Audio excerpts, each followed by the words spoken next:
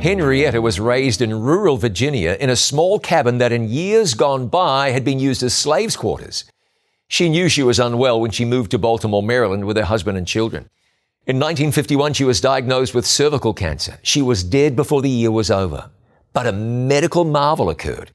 It was discovered that unlike normal human cells, those taken from the body of Henrietta Lacks lived on in a lab, making them invaluable for medical research.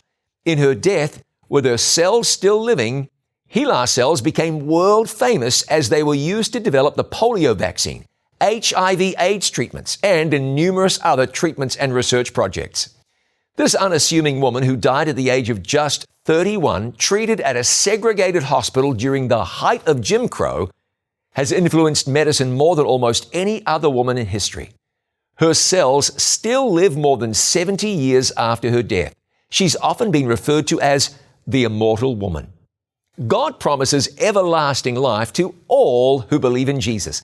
Life on earth is painfully short, even though God created us to live forever.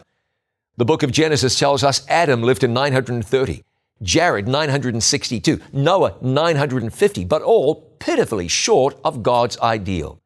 In referring to himself as the bread of life, Jesus promised that he who eats this bread will live forever. John 6:58. Eternity brings with it the promise of life without end, life in the presence of Jesus.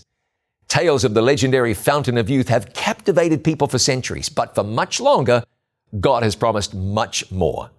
Eternal life is granted in Jesus to all who believe. I'm John Bradshaw for It Is Written. Let's live today by every word.